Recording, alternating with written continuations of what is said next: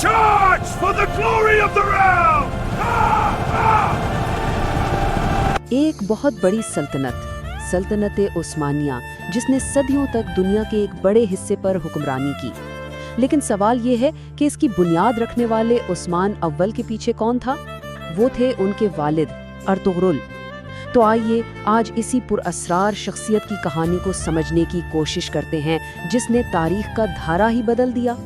لیکن یہاں ایک سوال ہے، ایک بہت اہم سوال جو مورخین کو ہمیشہ سے سوچنے پر مجبور کرتا رہا ہے کہ ارطغرل کتنے حقیقی تھے اور کتنے افسانہ؟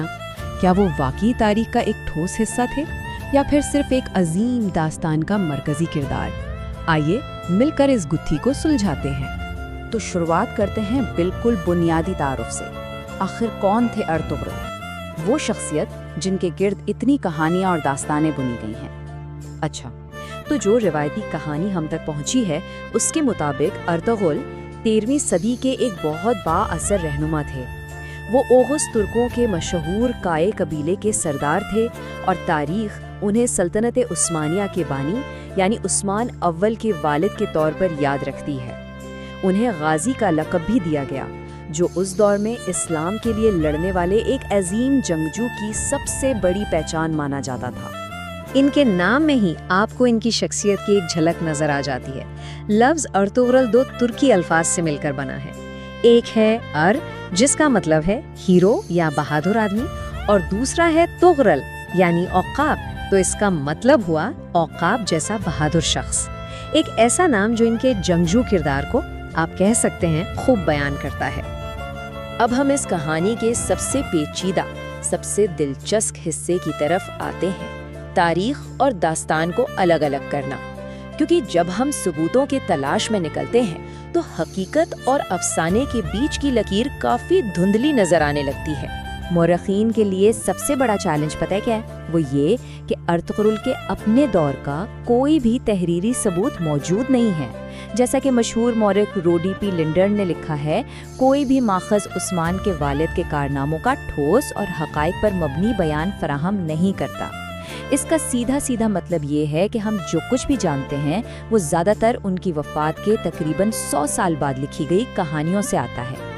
لیکن کہانی یہاں ختم نہیں ہوتی۔ تاریخ پوری طرح خاموش بھی نہیں ہے۔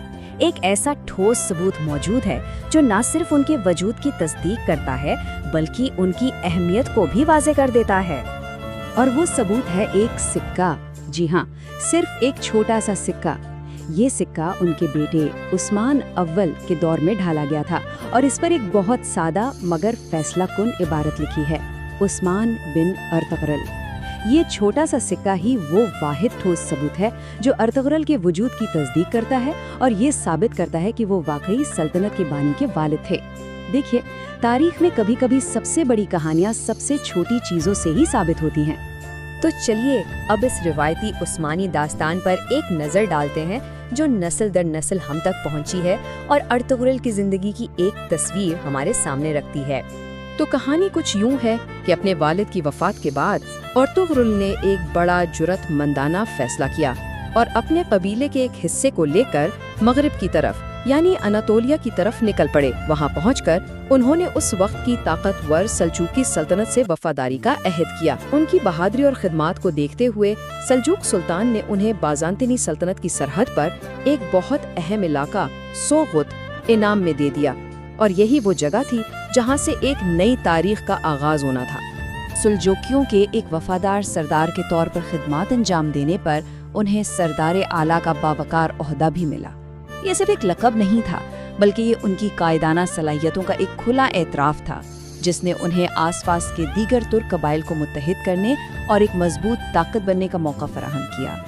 اب ہم ارطغرل کی زندگی کے آخری ایام اور اس یادگار کی طرف بڑھتے ہیں جو آج بھی ان کی میراث کی گواہی دیتی کھڑی ہے۔ اور دیکھیے، جس طرح ان کی زندگی پر اسرار کے پردے پڑے ہیں، بالکل اسی طرح ان کی موت کی تاریخ بھی پوری طرح سے یقینی نہیں ہے۔ کچھ روایات کہتی ہیں کہ ان کا انتقال 1281 یا 1282 میں ہوا، جبکہ کچھ دوسرے ذرائع کے مطابق یہ تاریخ 1288 یا 1289 تھی۔ یہ ایک اور مثال ہے کہ تاریخ اور داستان کس طرح آپس میں مل جاتی ہیں۔ ان کی میراث کی سب سے بڑی نشانی سگوٹ میں واقع ان کا مقبرہ ہے، اور اس مقبرے کی تاریخ خود ایک کہانی سناتی ہے۔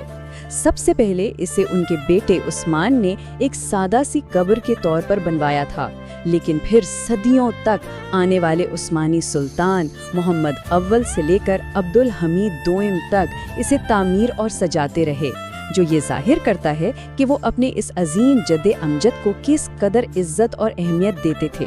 تو یہ تو تھی ماضی کی بات۔ آئیے اب آگے بڑھ کر دیکھتے ہیں کہ یہ صدیوں پرانی شخصیت آج کے جدید دور میں کس طرح زندہ ہے۔ ان کی میراث آج بھی ہمارے چاروں طرف موجود ہے، 19ویں صدی کے عثمانی جنگی جہاز سے لے کر ترکمانستان کی عظیم الشان ارطغرل غازی مسجد تک، اور ظاہر ہے عالمی شہرت یافتہ ٹی وی سیریز دیریلش ارطغرل اور پھر کرولوش عثمان نے تو ان کی کہانی کو ایک پوری نئی نسل کے لیے زندہ کر دیا ہے۔ تاریخ کے اوراق سے نکل کر ارطغرل اب پاپ کلچر کا ایک آئیکن بن چکے ہیں۔ اور یوں ہم اپنے سفر کے اختتام پر گھوم کر وہیں واپس آ جاتے ہیں جہاں سے ہم نے شروع کیا تھا۔ جب تاریخ خاموش ہو تو کیا داستانی ہی حقیقت بن جاتی ہے؟ ارطغرل کی کہانی صرف ایک شخص کی کہانی نہیں، یہ اس بات کی یاد دہانی ہے کہ قومیں اپنی شناخت کیسے بناتی ہیں اور کس طرح ماضی حال کو اور مستقبل کو شکل دیتا ہے۔